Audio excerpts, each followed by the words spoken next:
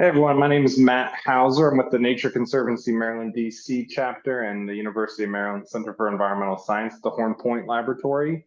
Thank you so much for asking me to give this talk. I apologize I can't be there in person or even live, and you're going to watch this as a recording. It'd be a lot more fun if we could sort of casually chat and work through some topics together.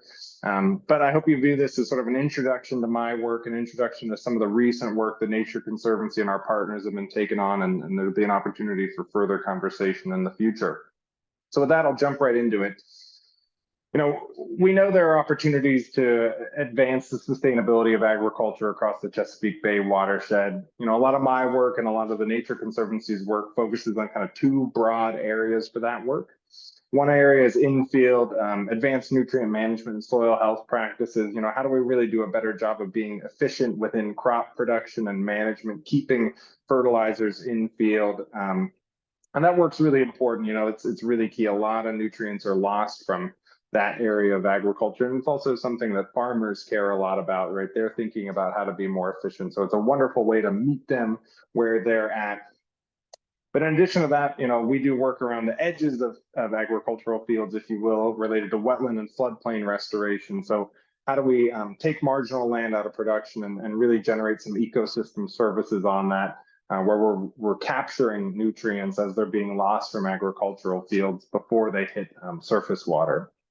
So let's talk a little bit about why we would do this work, why we care about the edge of field. This, of course, will be the focus of my presentation today. And so let's just address some of the ecosystem benefits that, for instance, wetlands can play and offer. We know wetlands are wonderful at reducing flooding. They can provide habitat for plants and animals. They protect shorelines, increasingly important with climate change. They're nurseries for fish, right? A lot of our fish spawn there throughout the Chesapeake Bay.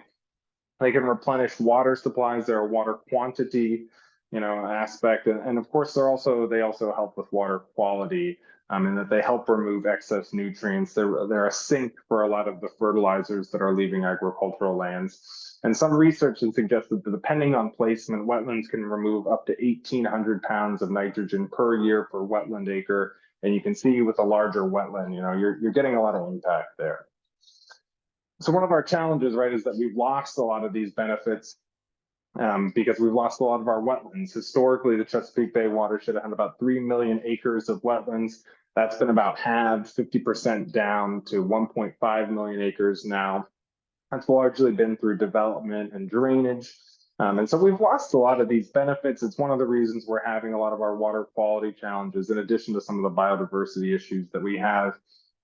And so it's really important that we accelerate wetland restoration and get these practices on the ground, right? And that's part of the work that we're doing at the Delmarva Wetland Partnership. This is a partnership that I feel really privileged to be a part of. Members include the Nature Conservancy, U.S. Fish and Wildlife Service, Ducks Unlimited, the Natural Resource Conservation Service, and the state of Maryland. And really, we're working together to try to figure out how can we use the collective resources, expertise, capacity of our organizations to accelerate wetland restoration and other restoration on agricultural lands. So I just want to talk about some of the work that we've been doing recently within this partnership. The first thing the partnership took on is we wanted to identify where across Delmarva Peninsula we should be restoring land. Not all wetlands are created equal, and so we wanted to make sure that whenever we restored a wetland, it had the maximum potential environmental benefit it could.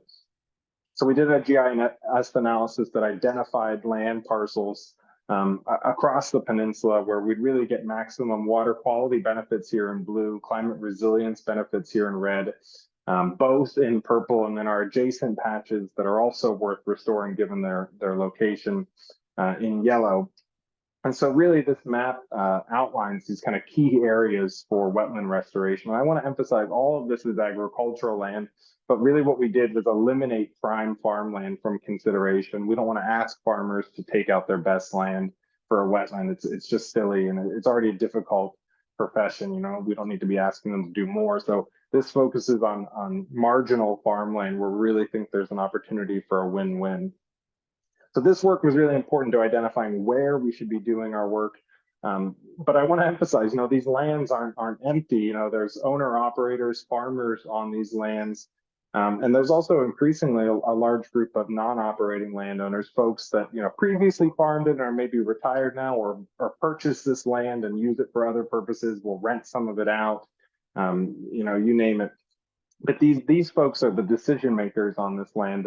And so if we want wetlands to be in place, really the question is, how do we engage these folks? How do we encourage them to, voluntarily make this decision to participate in a federal program, for instance?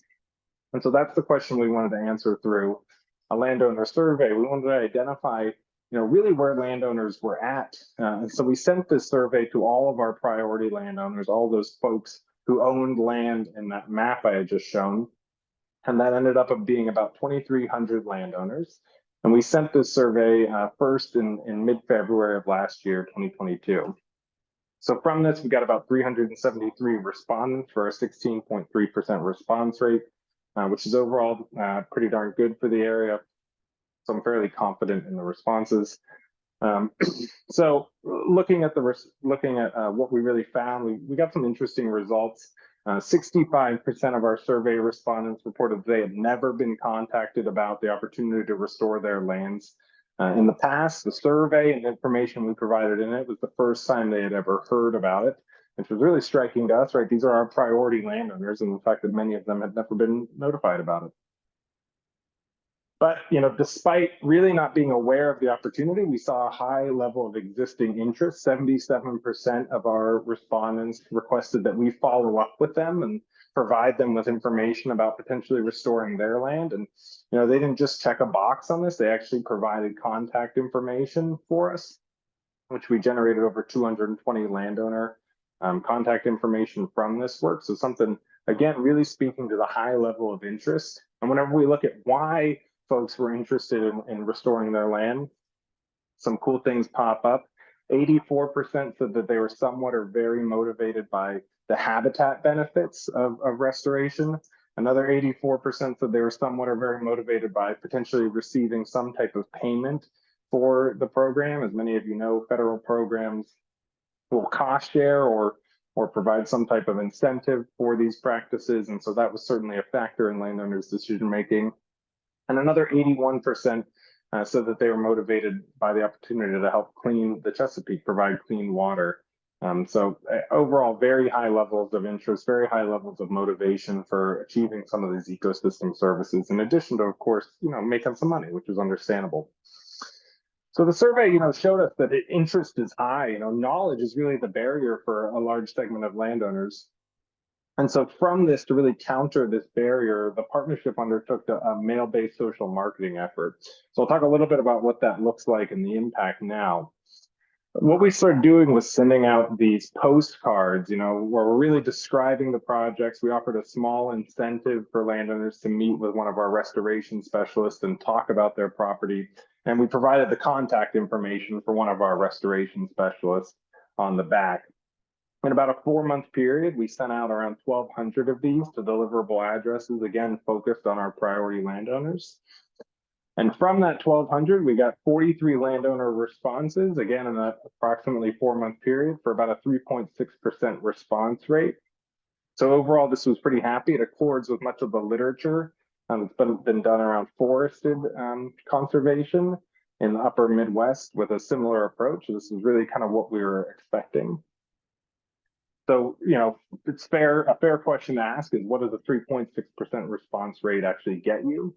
Well, right now we're in the middle of processing 15 to 20 new project sites from that work, which will generate around 500 to 700 new acres of restored land over the next 3 years. I'm giving rough ranges. The upper limit is sort of the maximum potential, and the bottom limit is a conservative estimate based on the chance that some landowners are going to drop out throughout this design and implementation process. Out of that 500 to 700 new acres, we're anticipating, based on the current contracts that we're processing through, that's 370 to 518 acres of that will be newly created wetlands. And just to put that in a little context, the states of Maryland, Virginia, and Delaware between 2017 and 2019, in total, they really achieved 427 acres of newly created wetlands. So in about a 4-month period, we've generated enough interest in the work to equal those states' total efforts in terms of wetland restoration. So it's something, we're fairly proud and excited about. So I want to emphasize, not everything went smoothly in this project. One of the things that's noticeable is the outreach we did generated interest that exceeded the partnership's engagement, design, and implementation capacity, right? We actually had to pause doing this work because, really we kind of were bringing in more landowners that we could actually handle. But I want to emphasize that there's two sides to this coin, and that the evidence of the landowner backup was actually key to acquiring implementation and capacity funding. Like, we needed to have that pool of landowners to get some of the funding that's helped us overcome these challenges moving forward. Broadly, I'll finish up by sort of saying lessons learned from this work. One of those is that understanding landowner needs and meeting them, doing that social science work and then designing an effective outreach campaign, that's really key. That's really important. And I think we need to put more time and effort into that. But the other thing is, it doesn't really matter how clever your design is in that work if you don't have the on-the-ground capacity to follow up with it. So I want to emphasize both of these things are needed. And I think if we really want to accelerate, ramp up restoration in the future, we need more capacity in various areas, particularly restoration engagement specialists, those folks that can go out and communicate directly with landowners effectively.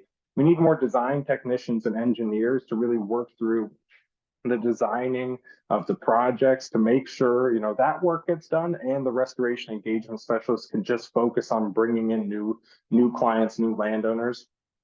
I think we need to do a better job of learning from our work and improving our work iteratively. And so I'm a big fan of collecting data in terms of both our outreach, but also our project's environmental impact. And to do that, I think we need data managers that can process that and really create some open platforms so we can all learn from this work. And finally, I'm a huge fan of these multi-organizational projects where we can really leverage and work through a lot of this work by working together and thinking about how our capacity can complement one another. And I think for these big projects to go forth, these big partnerships to go forth, coordinator positions are really important, facilitating conversations, keeping the lines of communication open. And so I think these types of positions can help us kind of writ large accelerate our restoration work. So I'll close here, acknowledge many wonderful people that supported this work, say thank you to you all for having me. I really appreciate it. And if you have any questions, please feel free to reach out to me via email. If not, I hope to chat with you all in person sometime soon. Thank you so much.